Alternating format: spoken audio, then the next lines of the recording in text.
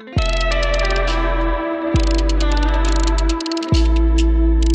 Kelley Nikondeha, thank you so much for joining us. Welcome to A Pastor and a Philosopher Walk into a Bar.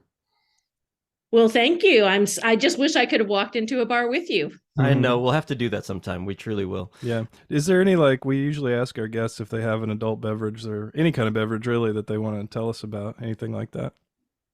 Well, when I am in Burundi, East Africa, which is where I live half of my life, I love amarula, which is similar to Bailey's. It's a creamed kind of a beverage made from the amarula fruit in South Africa.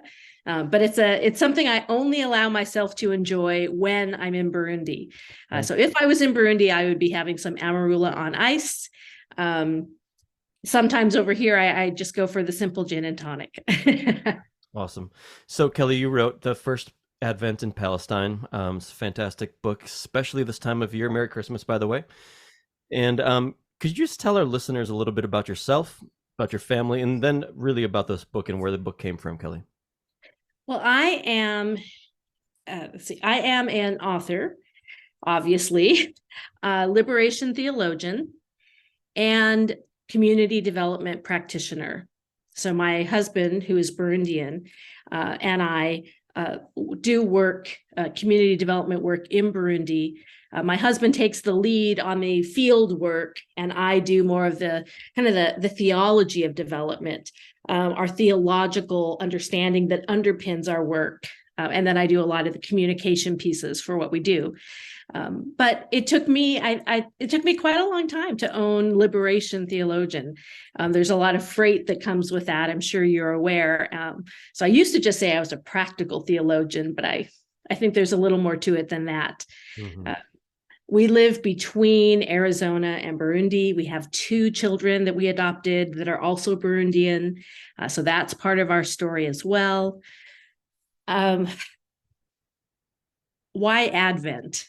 I have grown up, I started my story in the Catholic Church, and then my parents migrated to Protestant circles, and I, followed them as a kid. So have a lot of tenure in evangelical spaces as well.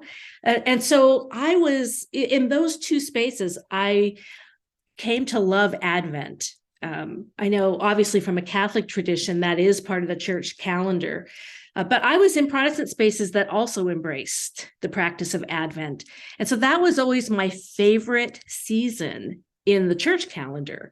So I have that kind of connection to it just from experiencing it growing up. Time where you're thinking about hope and anticipation and light. That was always my preference as opposed to Lent, the darker themes.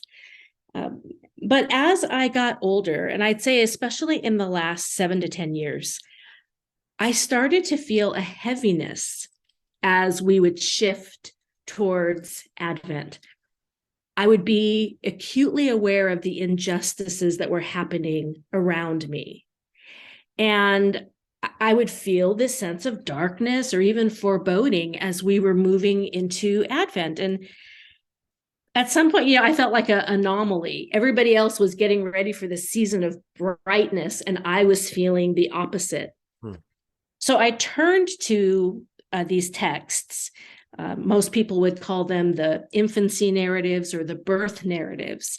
I call them the Advent narratives because I believe they're about much more than just birth or infancy. I think Advent narratives to me is a more expansive term. But I turned to Luke and Matthew basically to recalibrate me, realign me, because somewhere along the way I've lost that Advent sparkle and I need some realignment to be recalibrated. And actually, when I went into the text, I found that what I was feeling, that frustration, that angst about injustice was not incongruent with the first Advent and the season that led into it, what predicates those Advent narratives.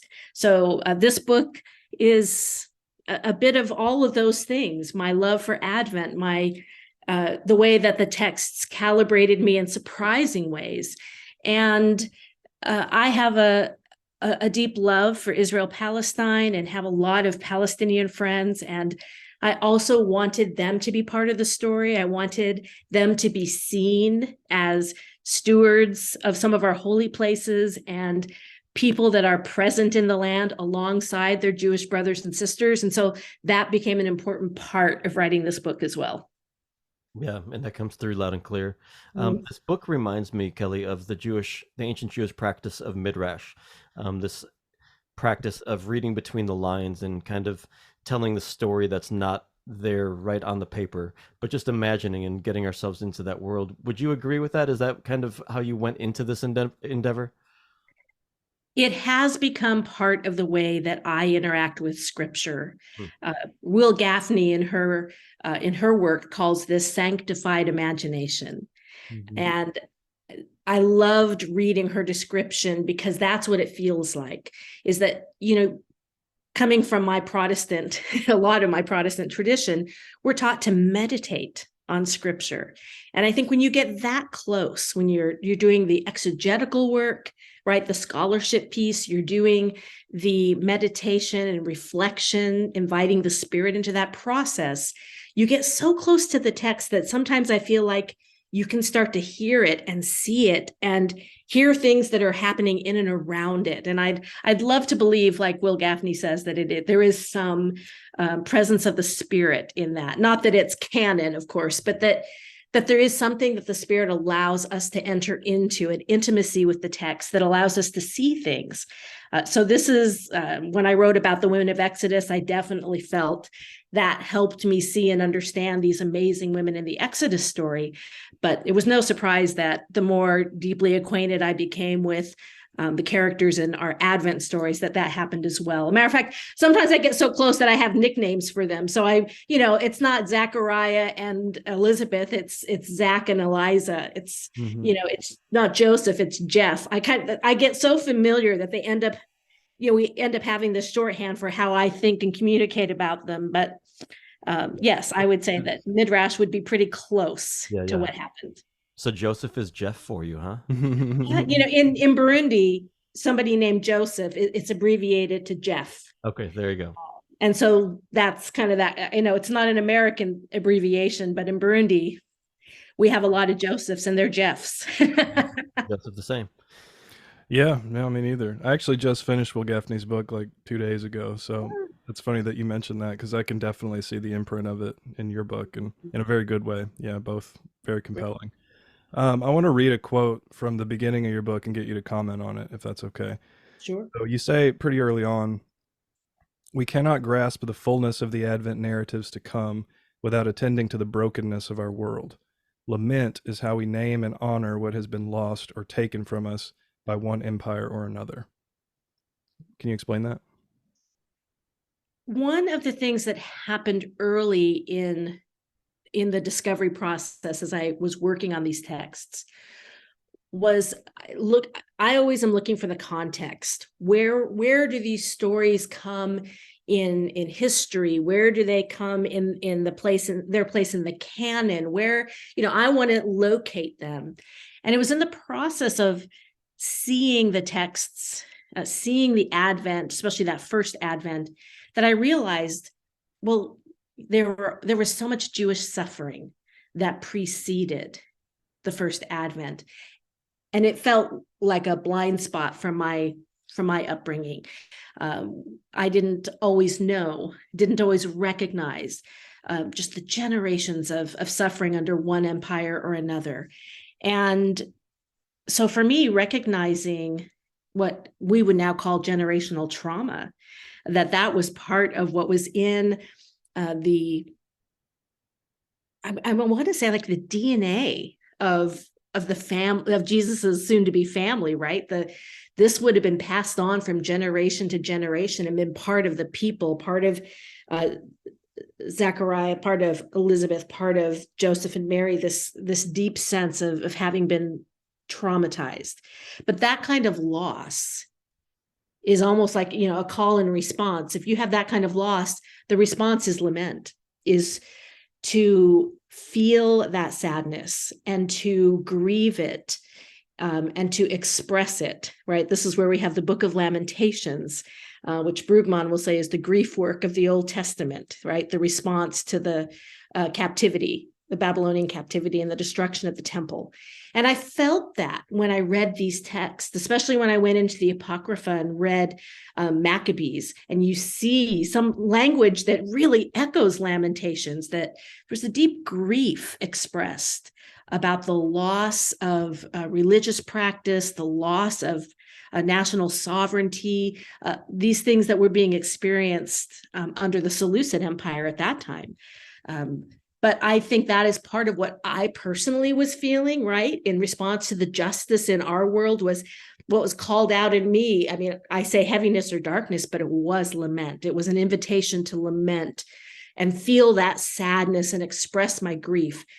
And that is part of what I saw as the predicate to the first Advent that made me feel like, okay, what I feel is not unfaithful to what was happening in the first Advent. And I think part of the story that I'd like us to reclaim as we move into Advent. Brilliant. In the very beginning of the book, as you were writing, Kelley, you kind of paint this picture that we Protestants have received, that is this intertestamental period, the 400 years of silence, where we like to romantically think that God just kind of withheld God's self, for 400 years because Jesus is about to arrive. And you say that changed, that narrative changed for you when you re-engaged with the Apocrypha. I've been engaging with the Apocrypha pretty consistently for the last 6 or so months, and it's been really fun, really interesting.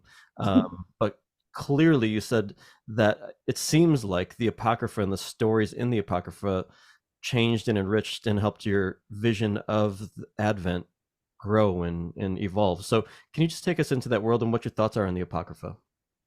Well, I think that when you have a Bible like most of us Protestants do, that moves from Malachi right into the Gospels with nothing in between, it's easy to think that nothing of significance happened then. And that may not be what, if you were studying canon, people would say, well, that's not what we mean. But that's functionally what it feels like. Well, nothing important happened because nothing was recorded. We don't have any sacred texts from that time.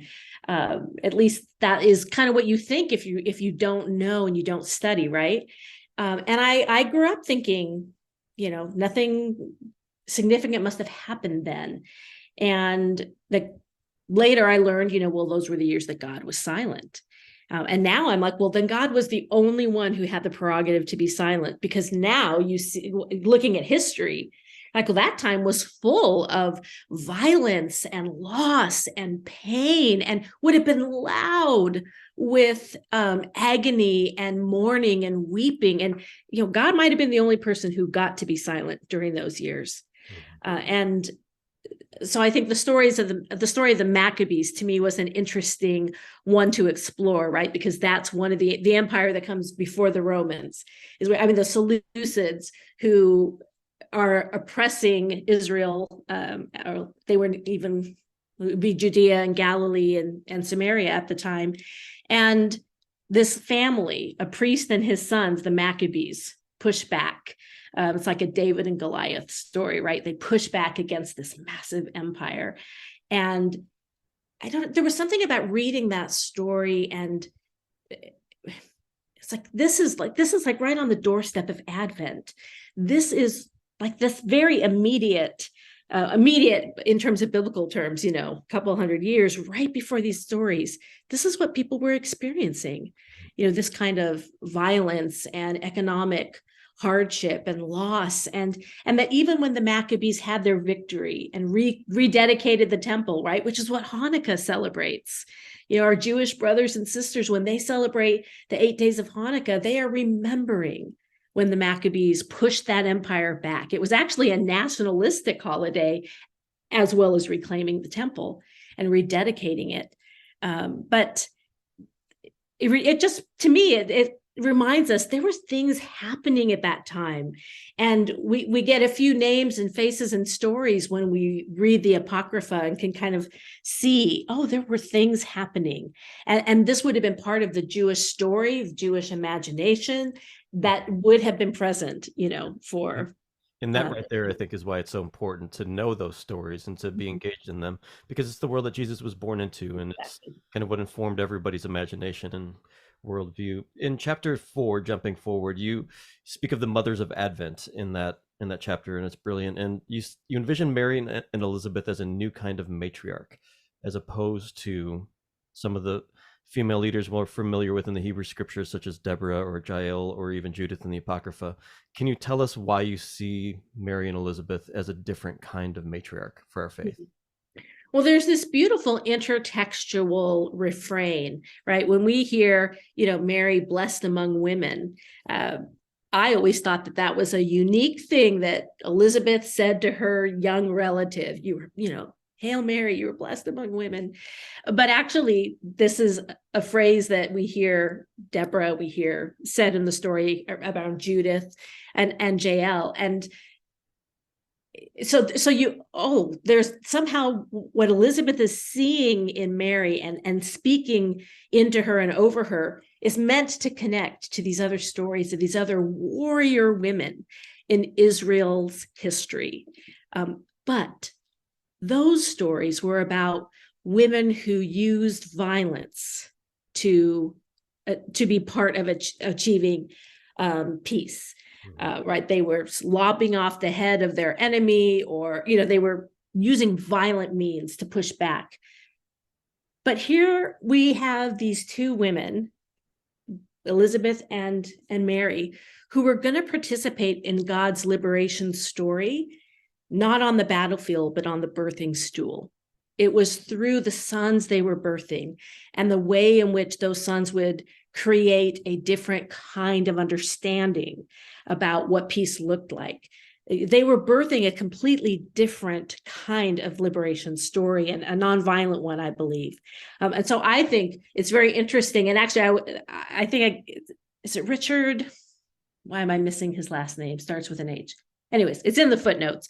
But he was the one who, I was reading some of his work, and he helped me see that it really is, looking at the old matriarchs who used the violence, which was what was available to them.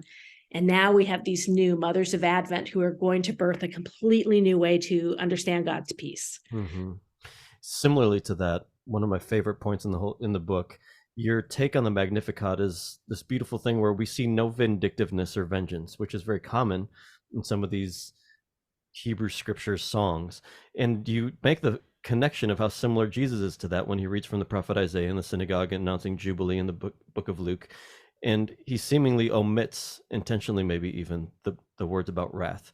Can you tease that out for us a little bit? Well, the Jubilee texts they are my favorite. I love Jubilee. The stories of Jubilee really have been integral to the work that my husband and I do overseas. We do a lot of economic work, and so Jubilee economics has been really important to us. And so one of the things I recognized when we studied Luke and the way in which Luke tells us that Jesus stands in that synagogue and basically quotes Isaiah about what the year of the Lord's favor would look like. It's economic policy. But as he's quoting Isaiah, he leaves out the phrase that part of the year of the Lord's favor would involve wrath, God's wrath. Mm-hmm. And I do believe it was intentional, because I do believe, right, he was raised by his mother who was beginning already to disarm the hostilities in her own way. And I believe that is what he was doing even in that moment, in saying that we are going to address the problems around us. I'm surrounded by poor folks here in the synagogue. We are all poor. They were economically poor. He's going to talk about this amazing economic policy that he pulls from the Hebrew Bible, but it's not going to be with vengeance.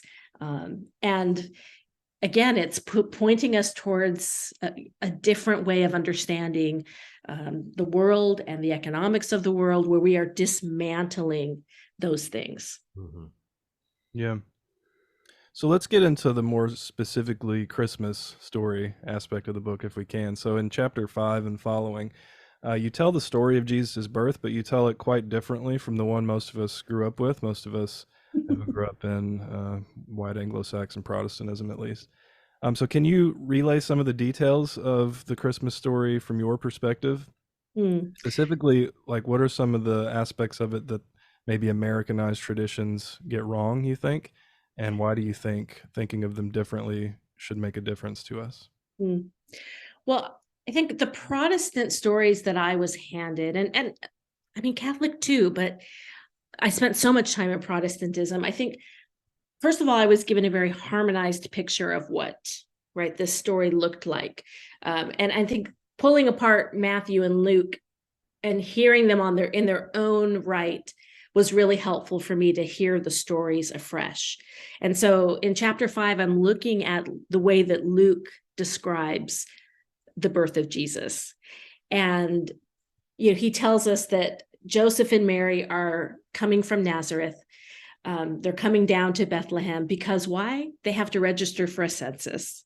And a census is never good news in this context. We tend to think that a census is about counting people for representation in a democracy, but that was not the case here. You were only ever counted by the empire when they were getting ready to exact more taxes from you, more money from you. And so I think about the economic duress. It wasn't just that she was pregnant and the precariousness of this journey while she was with child, but I'm sure Joseph had a lot of economic weight on his shoulders as he was thinking through what is about to happen. Our tax burden is going to go up and things are already really hard. And to me, wow, doesn't that sound so familiar? How many of us worry about taxes increasing, carry the weight of our own indebtedness and what we owe and to whom we owe it? Well, that was part of actually the Christmas story, as Luke tells us, carrying that kind of economic woe and worry. But I would imagine that Joseph and Mary came into town and he would have had his extended ancestral family, right? There would have been family down there in Bethlehem to greet him and to bring him and Mary in to the family compound. Now, this is where I think we have misunderstood that, somehow they were knocking on doors looking for a place to stay at various inns, like little motels, and being, put away, said, no, there's no room here. But that's just not in the text. I don't know where we got that, but that's not in the story that they were knocking and being denied. Wait, so you're telling me the play that I was in middle school was incorrect? It was all fiction. It was all fiction. I'm so sorry. But yes, they were. Yeah, matter of fact, when I stayed in Bethlehem, I stayed at a little inn at the top of Star Street. And the innkeeper was telling me that is such an injustice that was done to his Palestinian, the people there, is this idea of inhospitable innkeepers. He's like, none of us, Christian, Muslim, because that's what Bethlehem is right now. He goes, there is not a single innkeeper who would turn away, a pregnant woman or a woman in duress. That's just not who we are. That's not what the Abrahamic tradition given to our cultures would have allowed. So, when you're down there, you realize, oh yeah, this part of the story doesn't even jive with just what you experience when you were down in Bethlehem now. And he certainly says it has done a disservice to innkeepers in his region. But they actually would have been welcomed by family. And this is where a little bit of my experience in Burundi with my husband comes in handy, because in East Africa, they still live in family compounds. And so, you have a big compound, you have the main house, maybe there's a few little apartments attached, like mother-in-law apartments. Maybe you have some buildings out back where maybe some of the workers live, maybe even some additional little buildings, where you have for other people to stay or people who come and work and leave.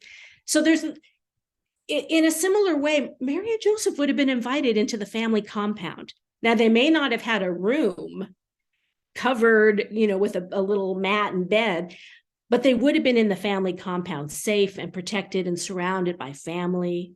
And actually, Kenneth Bailey writes wonderfully about this in his book as he talks about these texts, that that's a better way to understand what's happening here, is that they didn't have their own private room, but they were certainly in the family compound. And so they would have been having meals with their family. Mary would have been, in the kitchen with all of her, new aunties and cousins, etc. And I imagine that, this is the context where Jesus was born, in the thick of family, with the women leaving the kitchen and quickly be washing their hands and becoming midwives and helping welcome this little baby into the world. That's how I understand the birth story. Yeah. Yeah, it's much richer, I think, much more beautiful. I always found the story as it was told to me kind of lonely, and maybe unnecessarily so, after reading your book. And so that is going to change how I think about it going forward. Every time I see a nativity, I'm going to think about everything that's wrong with that. So We need to put more people in there, more know. women around. I even think Elizabeth probably, Yeah. Ein Kerem is not that far from Bethlehem.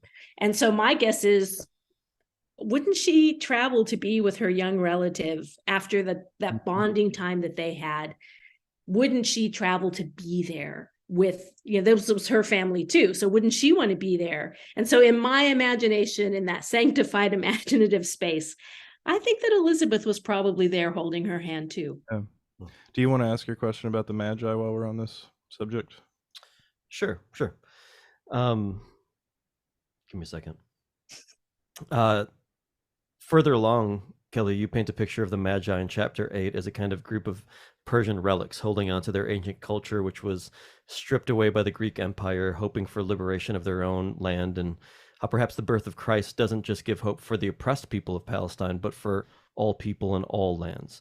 Can you tell us about your perspective on the interesting addition of the Magi into the Advent narrative, probably the most misunderstood people in the whole Advent narrative, I would say? I agree. And it was, one of the surprises working with these narratives was seeing them in a way that I've never heard anybody else really talk about them this way. So when I kind of found some scholarship that kind of cracked open a different understanding of who Magi were in the Persian landscape, it's like, oh my, this actually makes sense to me. And it makes them much more intriguing people in the story.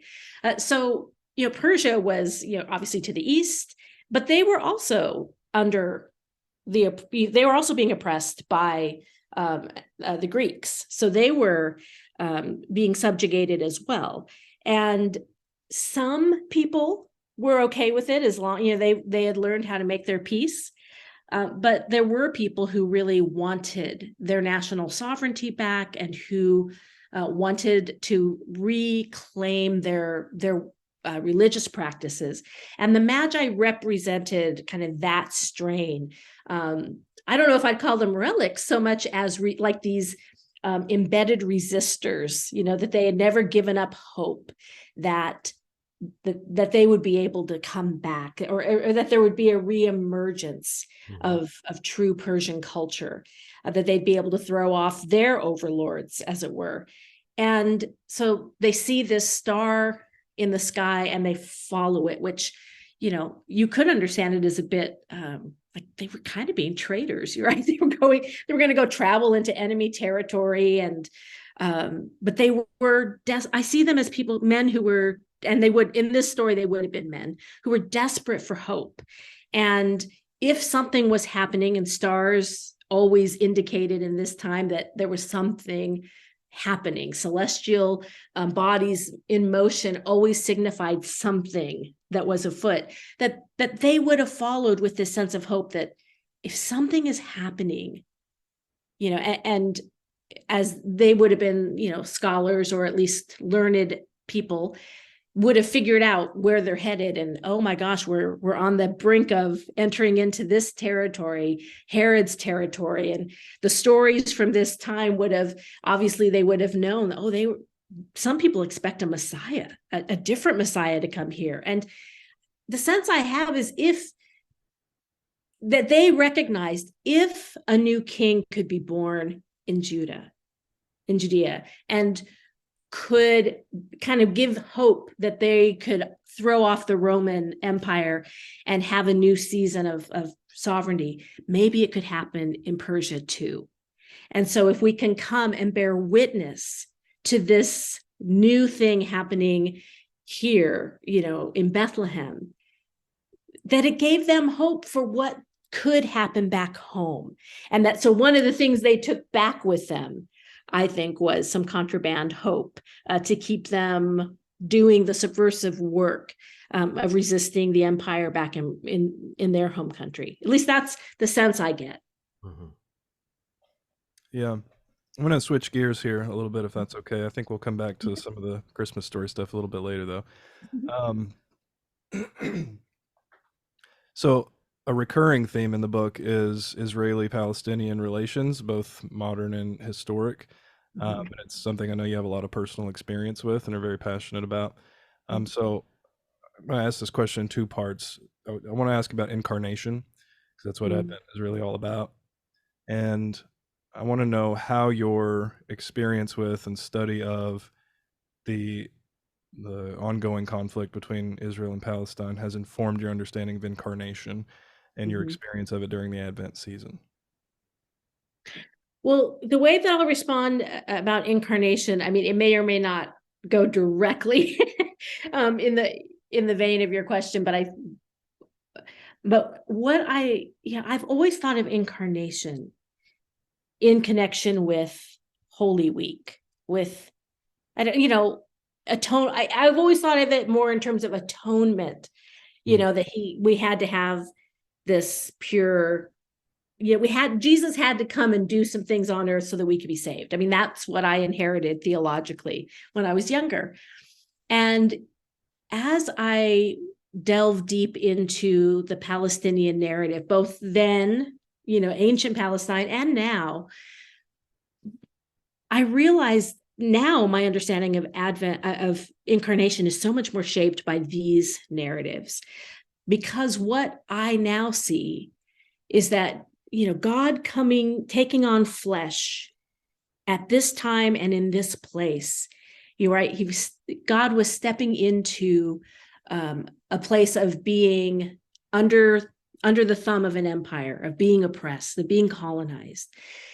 In the body of Jesus is generational trauma. That is the DNA that Jesus took on, right? Being born to Mary and being raised by Joseph. That this was this kind of trauma, this understanding of economic duress, this living among people who are always losing land and losing their livelihood, that this was in the body and the experience of Jesus. I even think about, when Jesus was born, and of course, Matthew will tell us that Jesus is born and quickly has to leave the country as a political refugee because Herod puts a target on his back. He's afraid of a usurper, right, for his throne. And you never hear again about Jesus going to Bethlehem. Now, there could be other reasons, but my sense is, well, wouldn't Jesus have grown up with survivor's guilt? Because people in his family system, people in his region, didn't get an angelic heads up, right?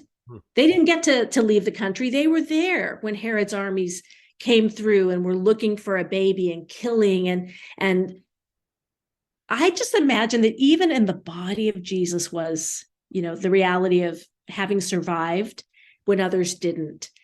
So I think, all of this is in the body of God. The eternal memory, the eternal body of God now has in it this deep knowledge and experience of trauma and loss and survivor's guilt and surviving stigma, being raised by Mary and questions around his paternity. Like, all of that is in the eternal memory of God. And that is an understanding of incarnation I never had before, but it is the people and the place of Palestine, both then and now, that kind of helped me to get the texture of it, to see that is really what incarnation is, at least for me. So good, Kelley. Yeah. Any follow-ups? No, just, the charismatic in me is wanting to be like, come on, amen, let's go. That's beautiful stuff. Yeah, no, it's really great. I want to ask, this isn't on the outline, but I'm curious what you make of the angels. So in the book, you kind of just go with it. You don't really necessarily question the not all of the supernatural elements. I think you do question a couple of them, but that one you don't. Mhm. And the angels are just a natural part of the story as you would read it. So I'm curious, what do you think's going on there? Well, I mean, yeah, I guess my thought about the angels as I was doing the work was more that they were, I guess the word that I thought of was the word host. And again, growing up, I just always thought, a host of angels was a group of angels, like a school of fish, or, like it was like, I had never really thought about what that word was, what it really meant. The group of angels, they're up there, they're singing, they're the choir, yay, joy to the world. But actually, host, in the text, it's actually a military term.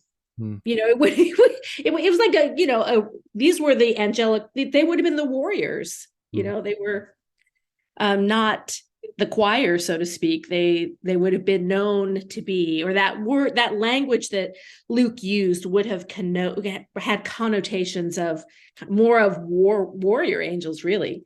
Um, but what that spurred for me was the thought that here are these shepherds out in the field. They're the lowest of the low. They want to be out of the limelight. They don't want to be seen, because to be seen by the empire is to be in trouble. They're just doing their thing at night, watching the flocks. The last thing they want is to have, to have a spotlight on them. And yet here, who do we get? The angelic host. Yes, they're warriors, but they're a different, there again, it's this little reversal. They're not the warriors that they're used to being afraid of. The Roman warriors that would come and be a menace to them. It was a different kind of host. It was a different kind of militia that was coming their direction and shining on them and inviting them into this different story. So, I mean, that was where my imagination went when I thought of the angels as well. They were expecting a certain kind of army, and they got a completely different kind. And boy, did that change their perspective and of who they were and how they could be part of God's story.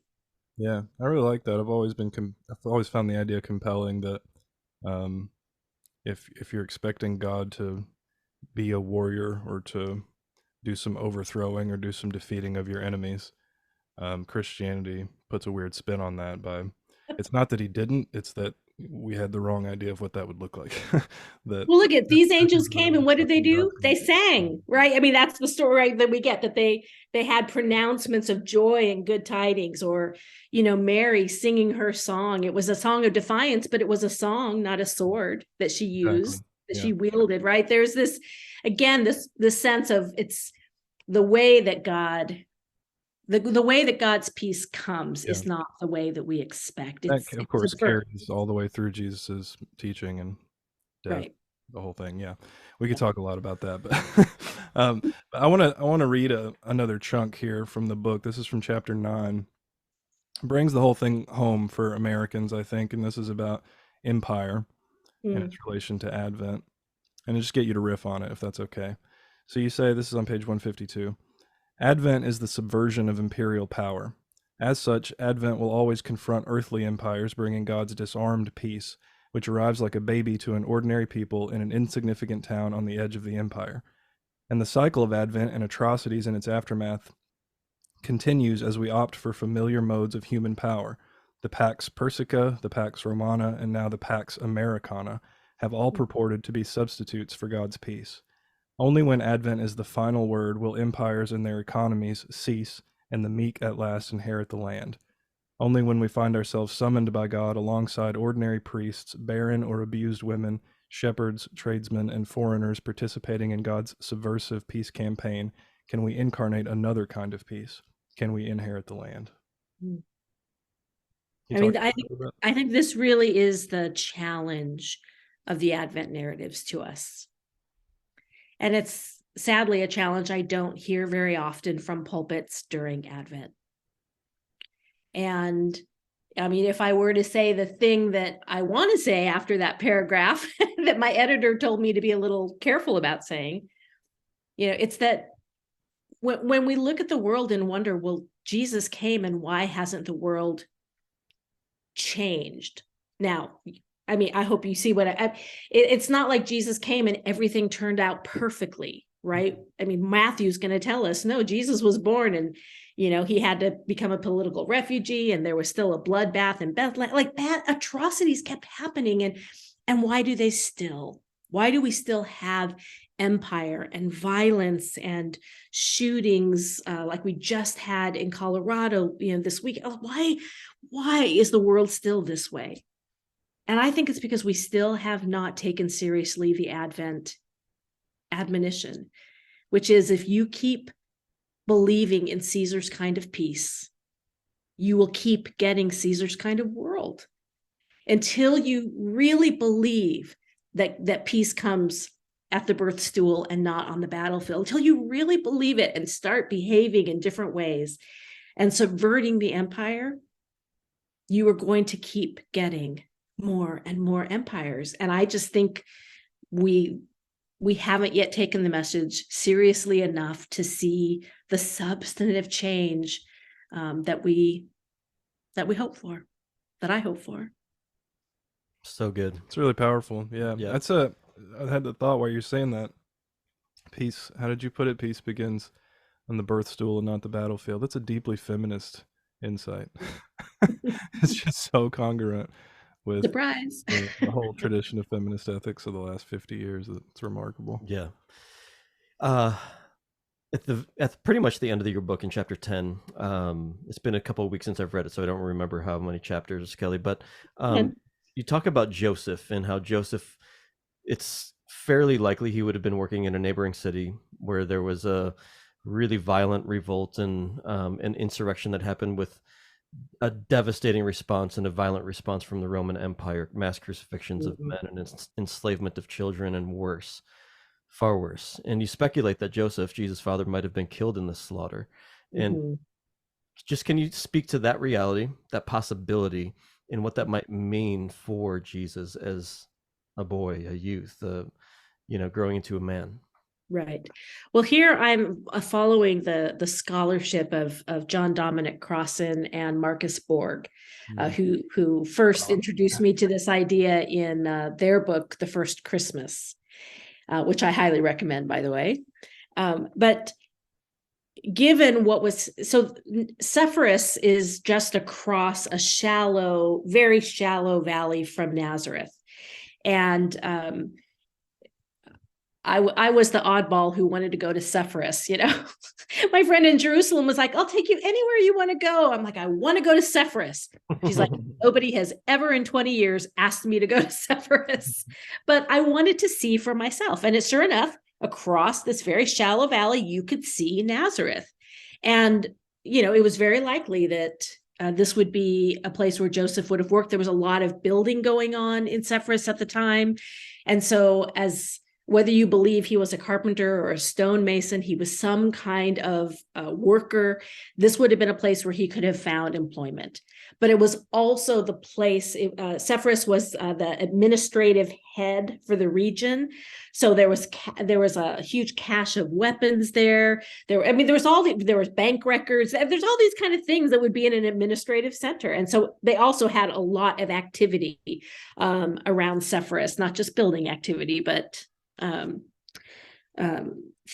skirmishes with rebels and bandits and militias from the empire, etc. And so history says that there was a particular rebellion that Rome decided they were going to come in with a punishing force, was I think how Josephus described it, with a punishing force, so that we don't have to do this again, or at least not anytime soon. And so they say about 2,000 men, Josephus says, about 2,000 men were crucified, children were enslaved, women were raped. And it's very likely that this is when, that Joseph would have fallen prey, that he would have been one of the men working in Sepphoris who got caught kind of in the crossfire. And so, you have to think, what was it like for Mary and Jesus? They would have probably lost more than just Joseph that day, right? Lots of neighbors and extended family, et cetera. But that they would have been part of that collective mourning. They would have lost, their in that culture, to lose the male breadwinner was, and she would have then been, right, the single woman, the single mom. Jesus would, and of course we see this in the Gospels, so many questions about the paternity of Jesus. And, when they would say, where's, you're Mary's son. I mean, when they would say that the son of Mary, it was a way of saying because he doesn't have a daddy. There's no guy around. So there was a lot of stigma that Jesus would have had to grown up with, not having his father around. And I don't know, I just think that would be part of the loss, again, when we come back to incarnation, that Jesus even knew what it was to lose a parent, to be that vulnerable in society. I just imagine that as part of, again, what is in the body of God. Yeah. Let me kind of close our time with a quote from page 170 that just stopped me in my tracks, Kelley. And if you want to, after I read this, you can just riff on it a little bit or put a little punctuation on it. But you say, so for at least part of his childhood, Jesus grew up without Joseph, in a landscape littered with reminders of men lost, his own father likely among them. He didn't escape the heartbreak or the haunting presence of empire. He was not spared the personal trauma of loss or the difficult learning of how to live without a loved one. Jesus not only inhabited a traumatized landscape, he was a victim of imperial trauma from a young age. Before he carried the cross through the narrow streets of Jerusalem, his body carried loss in Nazareth. This is incarnation. Not inhabiting a body of privilege exempt from poverty and violence, but living in a body thick with the trauma common to most in Galilee and Judea. God incarnated this pain in his own human body. It became a part of his human experience and is now woven into God's eternal memory. Jesus had a lifelong relationship with Roman soldiers and those who colluded with the empire that killed so many of his neighbors and relatives, and perhaps even his own father. Consider the deeper power then of Jesus' words of love, forgiveness, and mercy in light of his own trauma. To love those who wrought suffering on his family and himself is divine love. His human grief pierced straight into the heart of God, and God's love came in response. How about that? Oh, it makes me cry because I remember writing that part. Actually, it was pretty visceral when I wrote it. I wrote that part through tears on my computer. I just think doing this, exploring these texts and thinking for the last 2.5 years and coming to understand Jesus and his family, biological family, in a new way. I just can't see any part of Jesus's story that isn't somehow now deeper or shaded differently, because I see him as that man who bore that trauma and that deep pain and himself was bereft. And it makes the way that he responded to the people around him all the more stunning to me, all the more holy, all the more divine. I mean, just how could, now I read stories about how he, helped a centurion or how he respond. And I just think how, knowing what that man represents for him in his own, not just his people, but his own personal story, knowing what some of these people would have represented. And this is a savior who did his own work, right? I think of people like Richard Rohr who talk about what you don't allow to be transformed, you end up transmitting, right? And I think what kind of deep transformation, because we hear that Jesus had to learn obedience. Jesus had to learn and grow the way we humans learn and grow, right? Part of that had to be Jesus himself, and I say himself being that he presented in a male body when he came to earth. But think about all the inner work that had to happen, in the person of Jesus, to not transmute, to not, respond with violence or anger or bitterness, but to actually be able to respond with love and nonviolence. And I mean, that is divine. Yep. That's the picture of incarnation that I now have, that it's deeper and reverberates in a way that it never did before for me. Yeah. Well, if you're looking for an Advent read or post-Advent read, Christmas read, this is the one for you. The First Advent in Palestine. It's brilliant. Kelley Nikondeha, thank you so much for joining us on A Pastor and a Philosopher Walk Into a Bar. It's been really just a fun chat. Well, thank you for having me.